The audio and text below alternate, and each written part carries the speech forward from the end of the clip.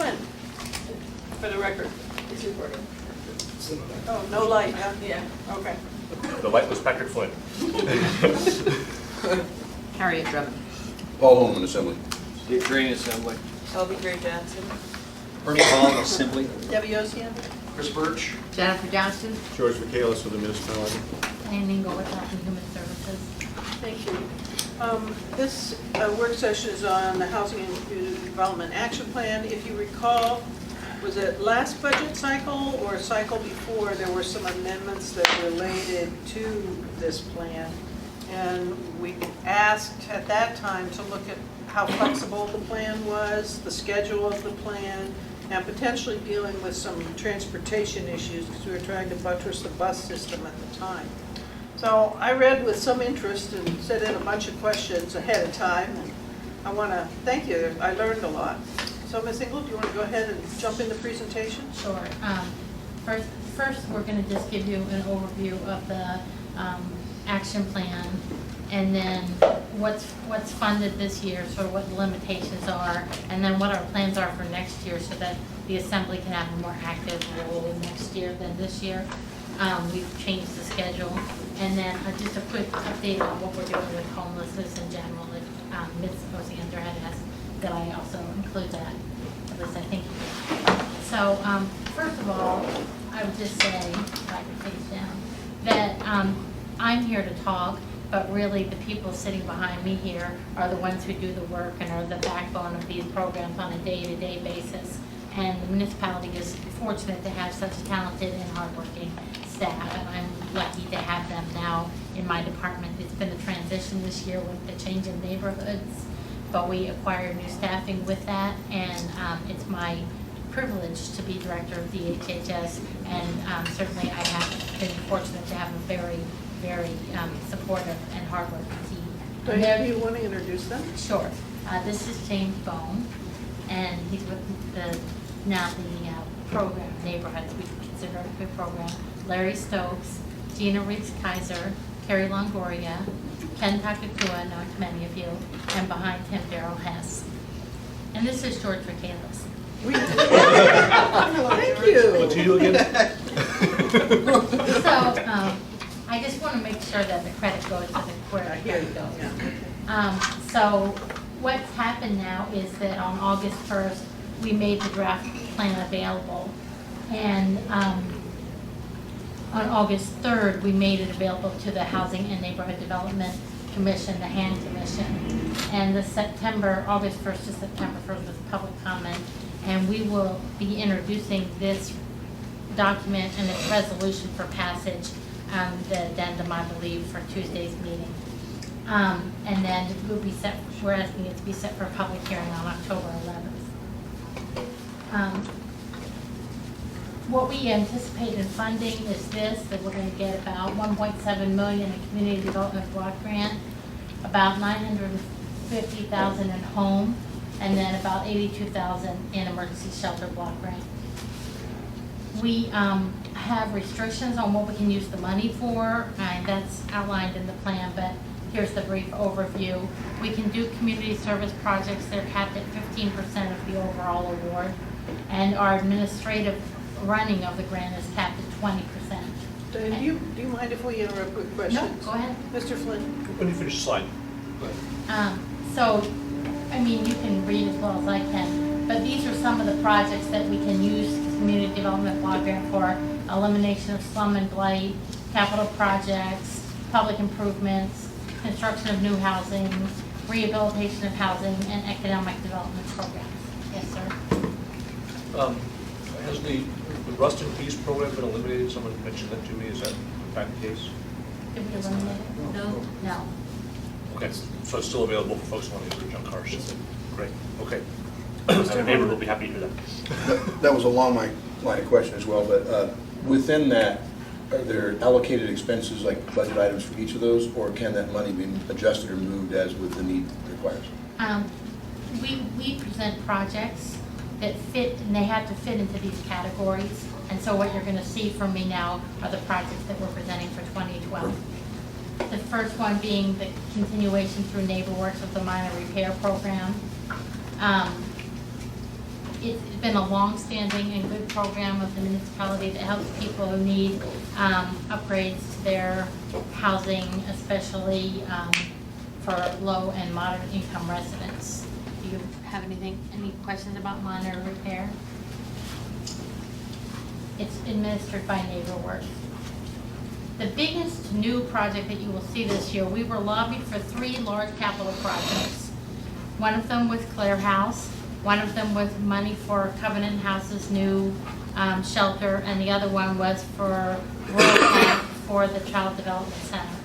And, I mean, lobby might be too strong of a word, but people came to see us and present their projects. And at the end of the day, after we thought about it and looked at the pluses and minuses, we thought the best use of the funds would be to bring a project home. So if we gave some money to Claire House, we had enough money to bring this project home, to finish it, to bring on board, moving from 41, ability to service 45 beds per night to, I believe, 120 beds per night, and that would be likely a project that could be done within a year.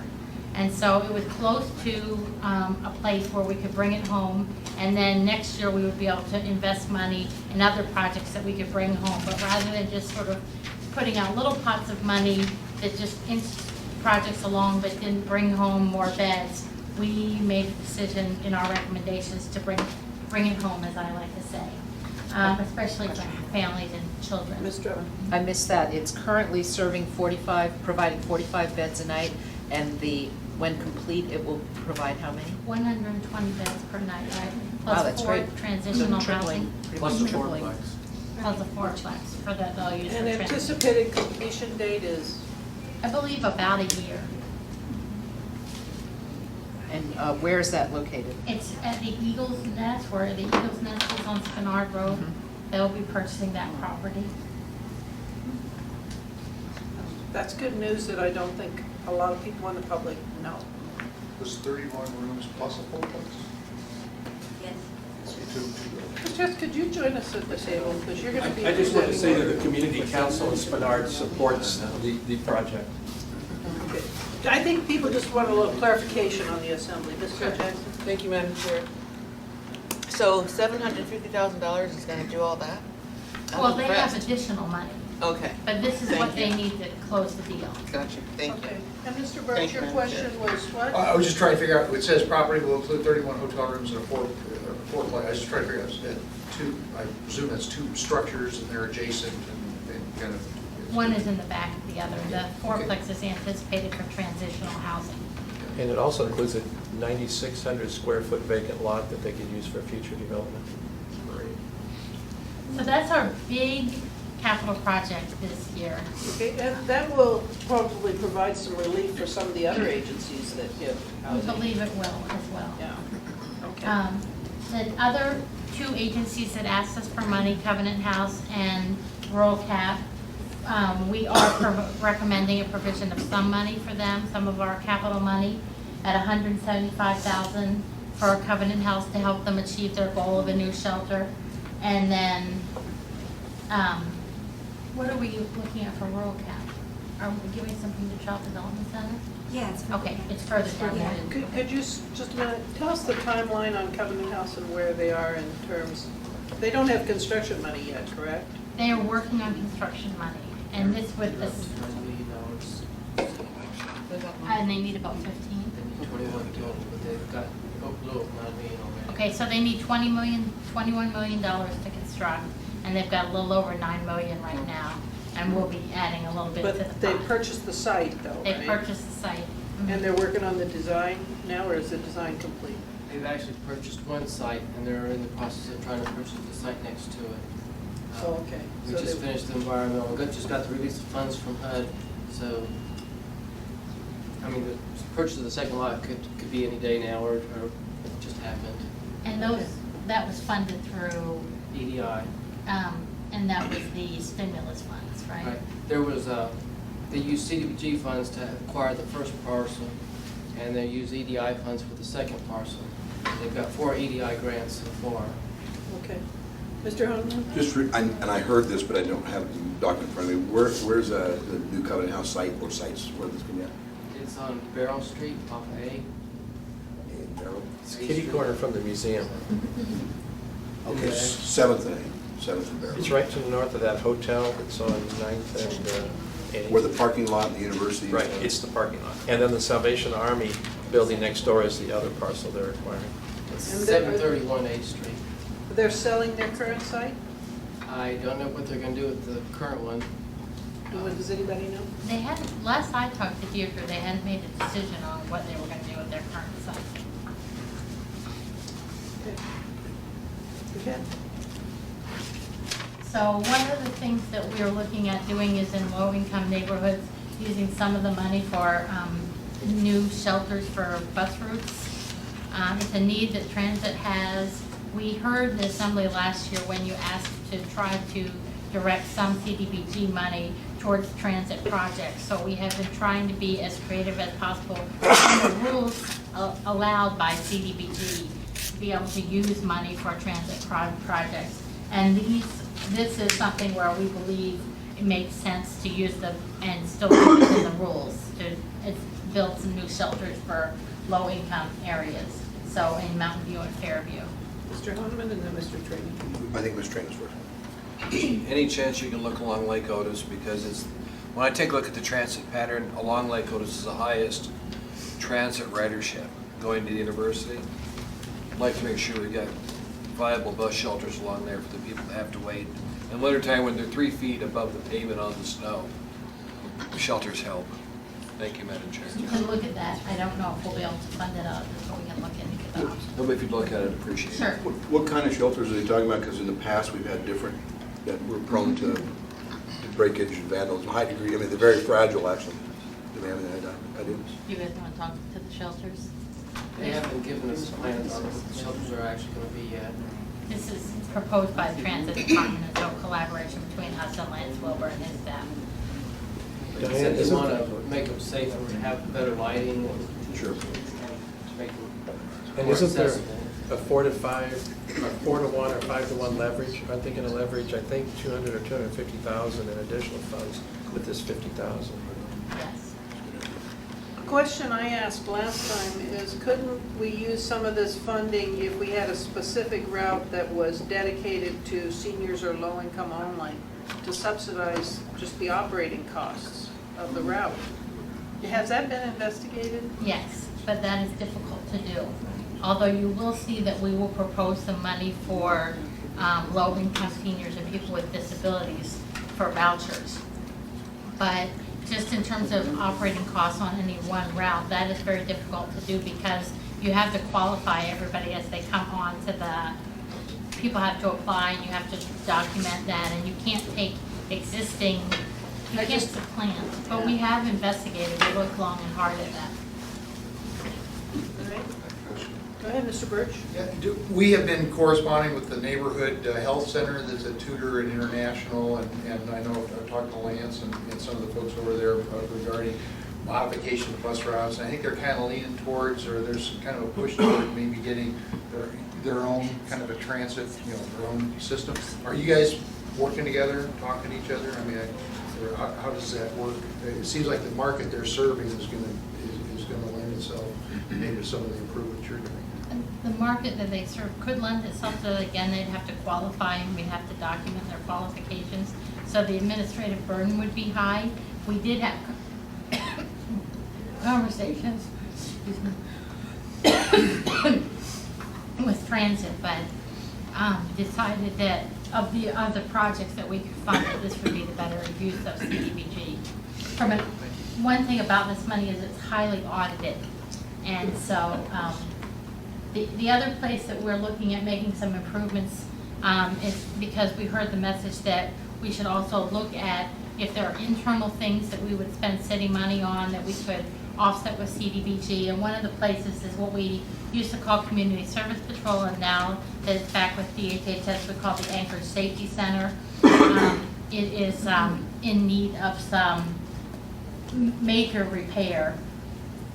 Almost all the people who come in there are homeless. We collect data on everybody. So I actually just spent my time during the 100,000 homes over at the safety center, and it was very much of an education for me. But we are considered the largest emergency shelter for chronically homeless individuals of public inebriates, so we do need some improvements there.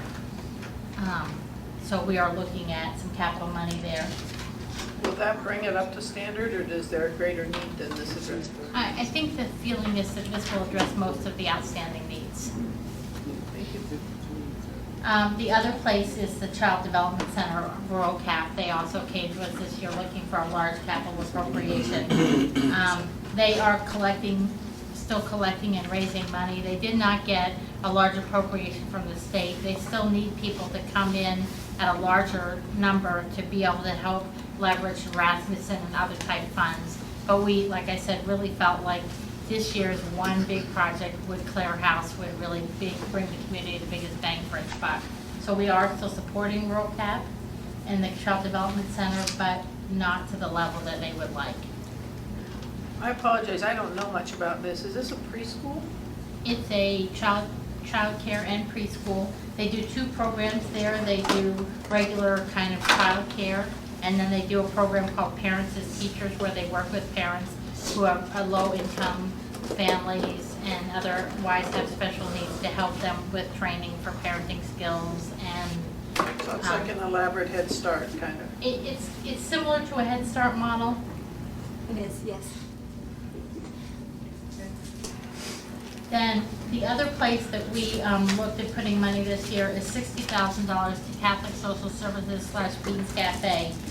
One of the things that the camp cleanups have done is really increase the census at Brother Francis Shelter. So this time of year where you might expect to see 70 or so people at Brother Francis Shelter, they're getting upwards of 200 people a night, which means, I think, a reasonable conclusion would be that people are willing to go to shelter if they don't have, if the camping options become less. So, but this is causing an additional burden for Catholic Social Services. So we are looking at partnering with Catholic Social Services and Beans Cafe to help offset some of the costs, that and with them being a winter overflow shelter for us out of the CDBG money. And this is capital money? So This is operating public service money. Public service money. So we would look at doing this for 2 years and then hope to find another funding source. Generally, that's how that works. The other place is the transit, to give money to transit for people for vouchers for low income, especially for services, seniors and people with disability. And this is the one that would, the various agencies would hand out the vouchers, correct? That's how it used to work? That's a possibility that we're looking at right now. We're trying to figure out what's the most efficient and effective way to focus on seniors and persons with disabilities. Okay. I was told that this program used to be in existence, and it's sort of, you're looking at recapturing what the old approach, or you're going to try something new? Probably a new approach. The one that we had formerly was only for persons who were homeless. Yeah. And so with these dollars, this is for low income. So they might not necessarily be in a shelter or considered homeless, but because they're low income, they'll qualify for the vouchers. Okay. And would they only be at the transit center, or would they be in various locations? We're looking at different agencies to distribute those dollars, yeah. Thank you. So that sort of covers the major projects with Community Development Block Grant. And then we have the home money. Doesn't seem to stand for anything. It has some rules on it. 10% administrative set aside. 15% has to go to a community housing development organization, a CHODO, and there's a 25% matching requirement. So we can use that money for acquisition, for rehabilitation, for new construction, or for what's called TBRA, tenant-based rental assistance. So the way we are looking at that is the Anchor program. That is a program that provides loans to people who are looking at low or moderate income people who are looking to buy an affordable house, and it helps provide down payment loans. The loans are a maximum of $30,000. They get it forgiven at 5% a year over 10 years, and then the remaining 50% is due when they sell the property. So it both funds and provides an income stream for us as well. Mr. Birch has a question. Sorry. A question, I was actually struck back earlier when you talked about, I think it was NeighborWorks, you talked about repairs to mobile homes. You know, when you look at the full spectrum of housing, and you've got, you know, mobile home parks presumably being in the least cost, would this apply to somebody that wanted to buy a mobile home and park it in a mobile home park? Or is this for bricks and mortar? This is type for construction? bricks and mortar. There's some technical regulations why we can't buy a mobile home and put it in a mobile home park. It has to do with the length of time that the land itself can be attached to the mobile home. A mobile home park owner is not going to give you a 15-year lease on that space. They rent month to month, and if you don't pay your rent, they... But the mobile home has got to be one of the least cost. I mean, if you're talking about, you know, the options of sitting in a tent in Centennial Park, or, Right. or what's the next, you know, I mean, it seems to me like a mobile home offers, you know, kind of entry-level opportunities that are fairly nominal. We don't disagree with that. The issue is the land, the federal regulations that won't let us, you have to be able to secure the lease for a certain period of time, or else you can't use the money. So if you have it on a private lot, you could? Theoretically, yes. There are a fair number of those in my district. They don't come up for sale real often. And I've never had seen one that, I mean, I've been running the program since '99, and I haven't seen a trailer house property like that come up for consideration. Mr. James? Thank you, Madam Chair.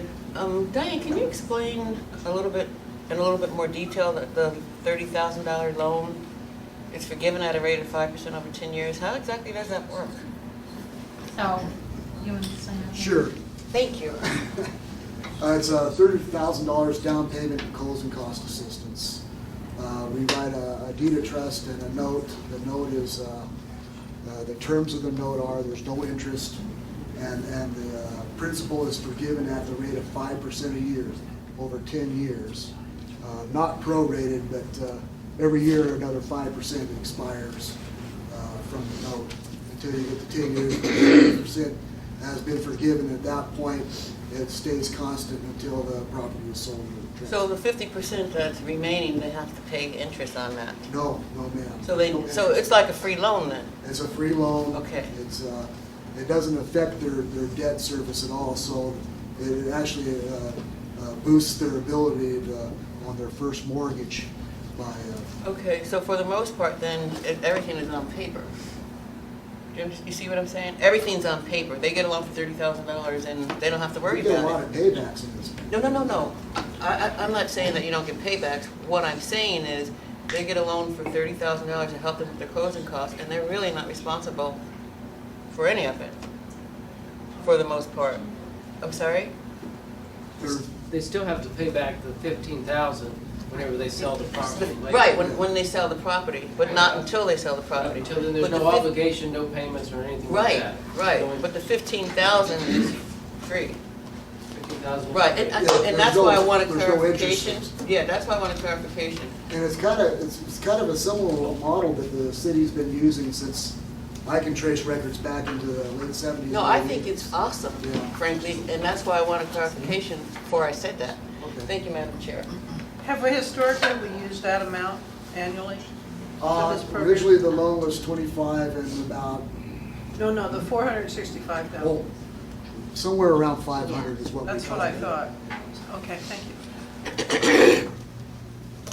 Shiloh Community Housing, we fund them. They're small, Chodo. They work with at-risk teens, kind of in that 18 to 21 year age group to try to find housing. And that's been our contribution there. It helps with our Chodo, and it helps with a specialized group of kids who are aging out of foster care or other types of facilities.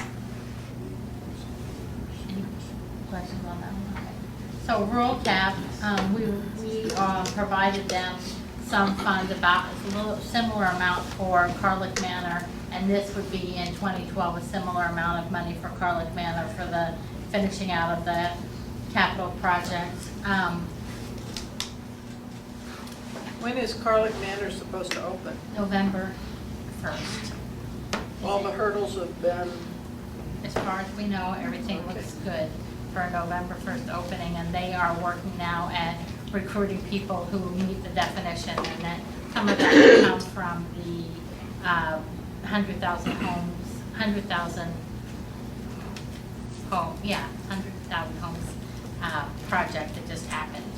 They identified 161 vulnerable people, and then they've contacted us, for example, to see how many of those are frequent flyers at the transfer station or the community. So they're whittling the list. Mr. Flynn has a question.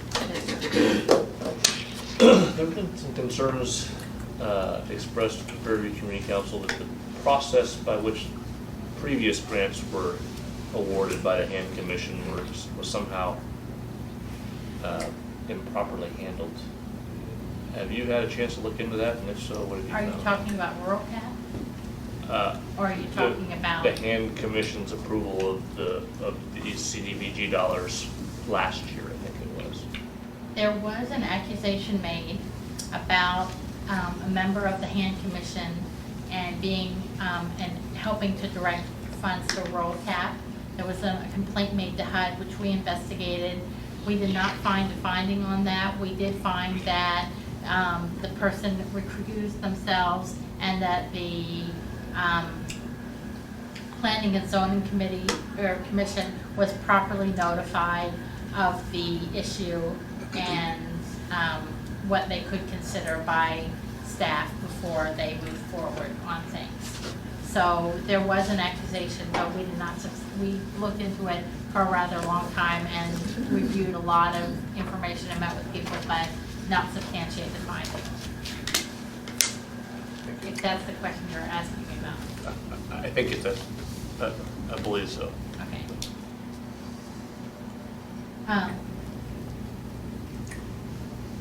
There's another set aside of money this year that we're still working out exactly how it would go, but we wanted to do something with tenant-based rental assistance, people who would have low income. This would allow for some affordable housing. So we have set aside $320,000, and we're working with HUD to exactly figure out how this project would work. Need to work with the mayor's office too to figure out exactly how we want to work this, and it may require us to come back and do a substantial amendment when we figure out what the options are, but we did want to do something that allowed for some potential affordable housing. We have found that there are hard to house people because housing, there's a very low turnover rate in Anchorage, as you know, about 2% a year, and also that there are some groups of people who have virtually an impossible time finding a place to rent based on, you know, prisoner reentry, other issues that might come up in the community. So we don't have it fully fleshed out. This is the ideal plan here. We're still working on it internally, but we wanted to do some set aside to consider that. We also need to get a 25% match to this, so it's not 100% set in stone yet. And this is the one that I'm most excited about because it offers some potential to address some areas that just haven't been addressed. And I'm really hopeful that we can, instead of build something, do the direct rental assistance. Before, last year when I called in on this, I was told that there's some real restrictions in doing that, but Catholic Social Services apparently did have a small successful program. They did. Are we talking, at least examining, linking with them, since they've apparently got some kind of a template that works? They have a small program for TBRA, for tenant-based rental assistance, for scattered site, and Catholic Social Services is somebody we talk to probably at least every week or so about options. But they will certainly be people we bring to the table. We won't go out on our own and just say, this is our model, and not talk to the other models that are working. They have a model, Alaska Housing Finance Corporation does a model, so we have had other interests in how I we sure might do hope that. this goes. Mr. Honeman? No, I just concur with you on the assistance voucher or something for it, because I do echo, there are some people that can't, they're really, they fall through even the cracks that are existing now, you know, 67 convictions, no real work history, nobody's gonna hire them, nobody's gonna, I mean, it's difficult. But they have some monies coming in. Right, and then the other group that's working on this is United Way is working on working with landlords to try to bring them together and help get people who are more willing to do that. And that's been also successful in a project they've done with Catholic Social Services and others called Beyond Shelter. So we are certainly, I talked to Michelle Brown yesterday, they're going to actively engage in this area. She is certainly willing to have us at the table, so. Please let us know what goes on with this one. Thank you. Then finally, we get about 80-some thousand that we use for emergency shelter grants, homeless prevention, essential services, and maintenance and operations. So we use, that is mostly our caseworker, who many of you have probably talked to, Fran. She's been with us for many, many years. She works with folks to help, keep people's lights on, help them with a rental, security deposit, do various things that we can do to help with families who are kind of right on the edge. So in preventing them, help bring their arrears back to place. Then we also give a small amount of maintenance and operation funding to Rural Cap, Awake, Salvation Armory, Brother Francis, and Covenant House, just for various things that come up in terms of facility maintenance and operations, and we're able to do a set aside for that, for the people who run shelters and really are active in the community. So you can't really read this probably very well, but in your document, it does show you how much money we use for each of these projects, and the document has plenty of details, which hopefully you'll get a chance to review between now and the time that it comes up for public hearing on October 11th. Now, here's the project that we did this year. We transitioned neighborhoods to DHHS this year, and so it's been a little bit of a learning curve. So we were not able to deliver for you as much of an opportunity for you to be involved without us having to go back out to public hearing. And that's a commitment that we've tried to honor, but we fell short of meeting that goal, I would say.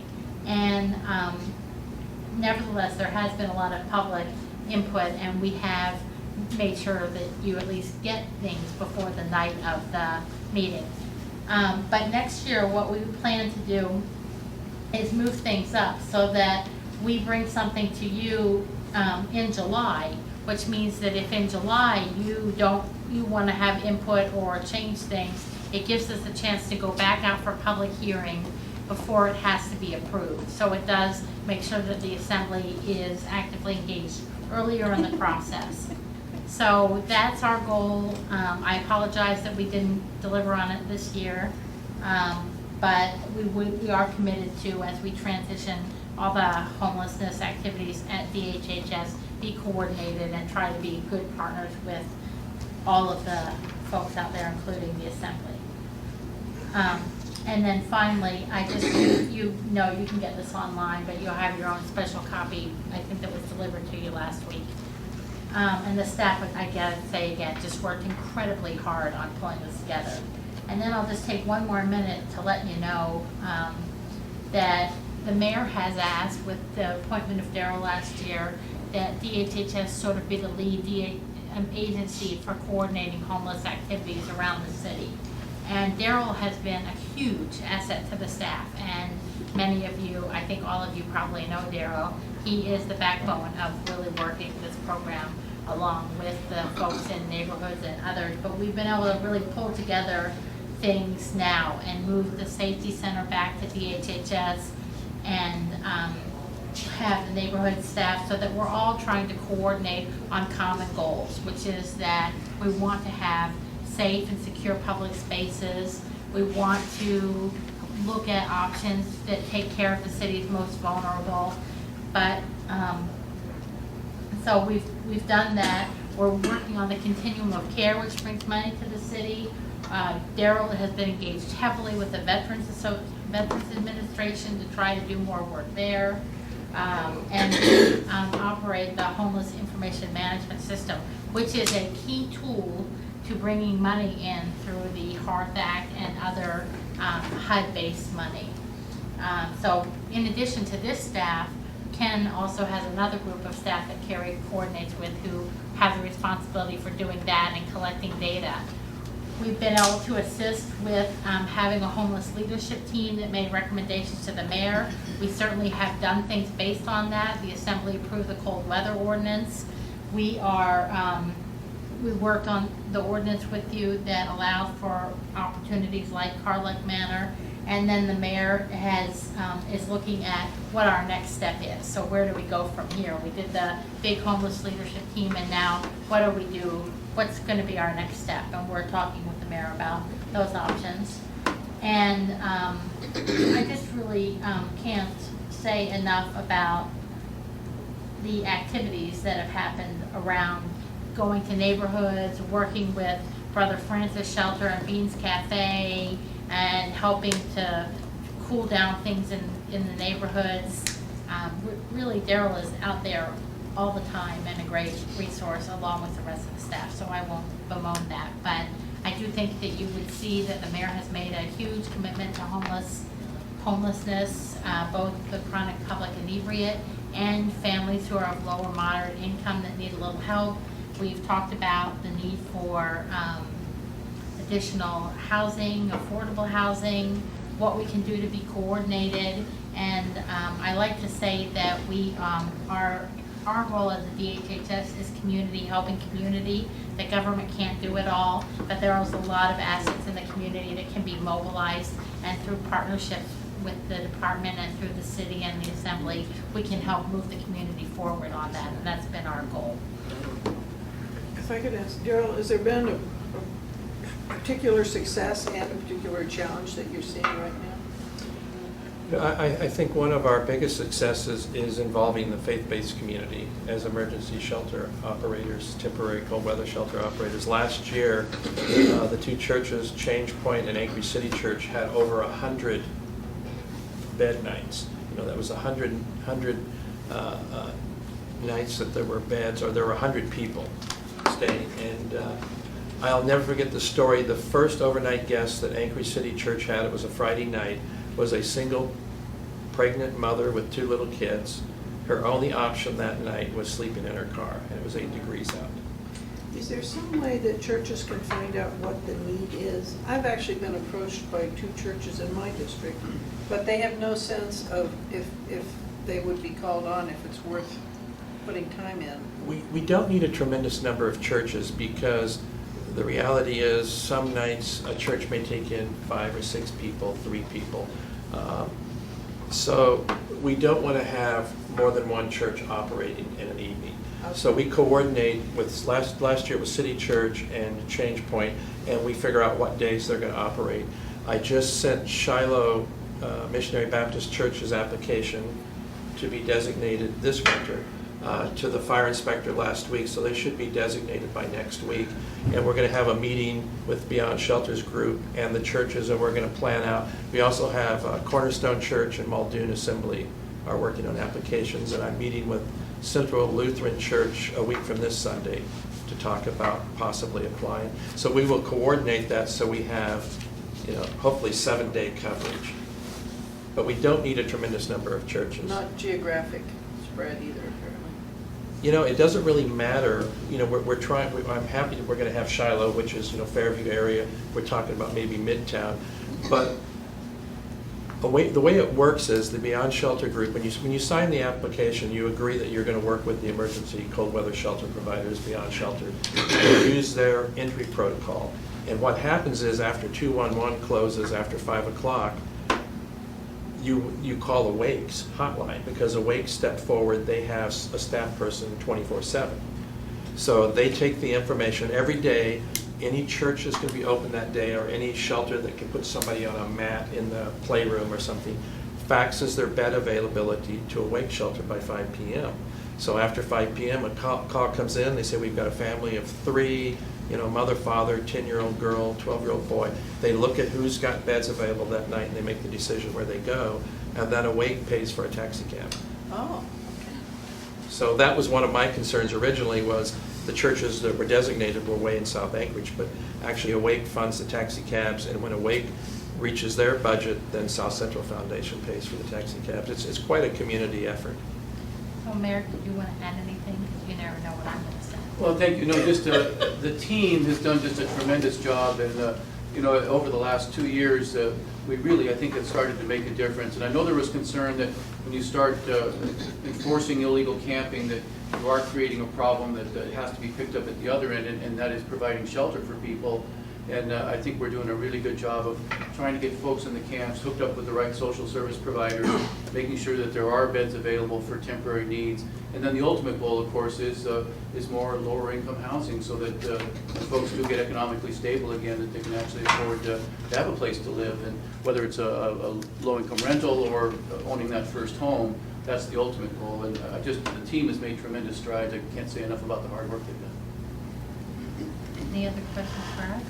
And just one more thing, if you want to discuss this in the community or opine about it, talk to Daryl, talk to Diane. They're such an incredible resource that we were a little disappointed when earlier this year, Daily News and others editorialized about things because of our sidewalk camper. Nobody spoke to Daryl or Diane, and we just have a wealth of information about what we're doing, and it's something that should be taken advantage of if people want to discuss it in their community councils or write about it. And if you do get a church that's interested, just send it my way and I can talk to Well, what they asked me is, how can we find out what the need is? That was the question. Okay, is there an answer to that? I guess the answer would be we don't really know what the need is until we start Until it getting the hits, phone huh? calls. There have been nights that the churches, and this is something they understand, they may have their volunteer team show up and they're ready to go. They may not get a call that night. So you're setting up, you're volunteering to do that night, but there's no guarantee that you'll be needed. But the 100,000 home survey will help determine a certain population need. We'll get much better data on just how many and what situation they're in. And we found out that through that I just talked to John Pendry at the VA yesterday, that 23% of those people living on the streets that we surveyed are veterans. And there's a lot of VA money, so we need to leverage some of that. Ms. Johnson? Just to follow up to your question, if you do have churches that are interested, do the churches cooperate? Because I would think one of the issues is finding volunteers to be there in the church at night. So if the church out in Eagle River maybe would provide the facility, they might have parishioners who'd be interested in volunteering as. That's a good question. Change Point is willing to actually allow other churches to use their facility on nights that they don't operate the shelter if they bring in their own volunteers. And then there have been volunteers who attend City Church that have been volunteering at Change Point. So they do work together through Richard Irwin and the Churches of Anchorage.